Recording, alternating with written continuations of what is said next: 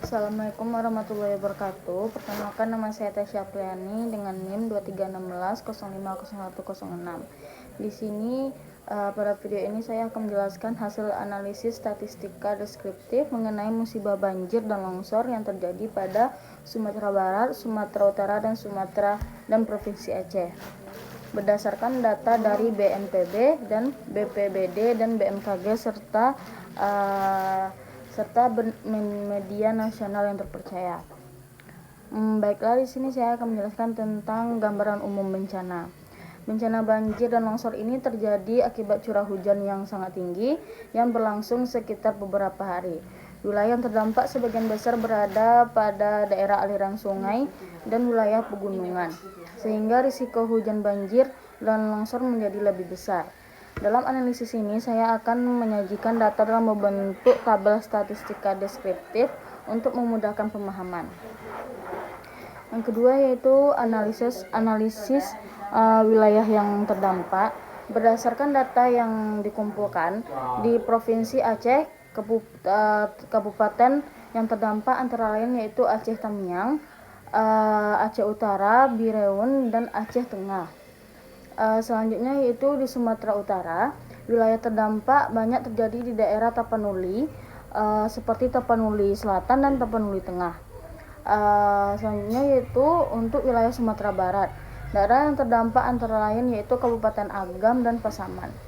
Wilayah-wilayah tersebut kemudian dianalisis hingga tingkat kecamatan dan desa dan desanya. Untuk analisa jumlah korban, berdasarkan data BNPB, Aceh menjadi provinsi dengan jumlah korban meninggal dan pengungsi terbanyak. Untuk Sumatera Utara memiliki korban cukup tinggi, terutama di wilayah pegunungan yang sulit dijangkau. Yang terakhir itu Sumatera Barat, yaitu memiliki jumlah korban lebih rendah dibandingkan dua provinsi yang saya sebut di atas tadi, namun tetap menimbulkan dampak sosial yang sangat signifikan. Hasil ini menunjukkan bahwa tingkat kerentanan wilayah dan kepadatan penduduk sangat mempengaruhi besarnya dampak bencana. Yang keempat yaitu analisis rumah dan infrastruktur terdampak. Selain korban jiwa, dampak bencana juga meliputi dari kerusakan rumah warga. Terdapat rumah yang terendam banjir, yang mengalami rusak ringan, rusak berat, serta bahkan hanyut terbawa arus. Kerusakan paling parah terjadi di wilayah yang dekat dengan sungai dan daerah-daerah lereng perbukitan.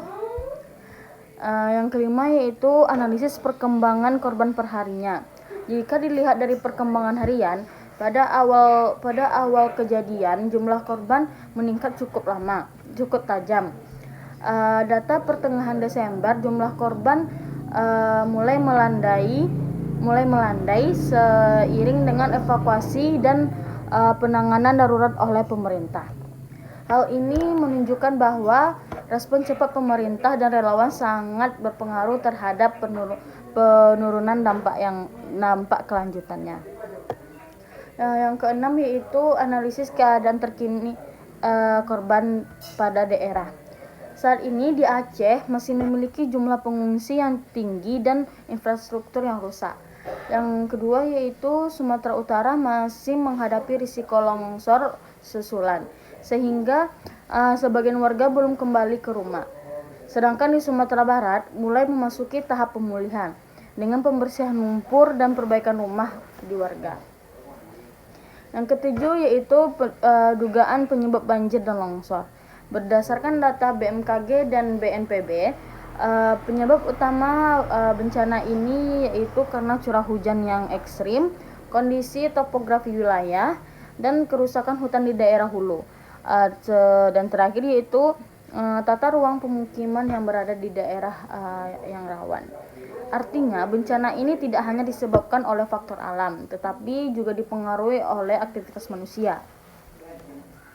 Sebagai kesimpulan, bencana banjir dan longsor di Aceh, Sumatera Barat, dan Sumatera Utara menunjukkan bahwa mitigasi bencana dan pengelolaan lingkungan sangat penting untuk mengurangi risiko di masa depan. Baik, mungkin hanya itu video penjelasan dari saya. Terima kasih atas perhatiannya. Assalamualaikum warahmatullahi wabarakatuh.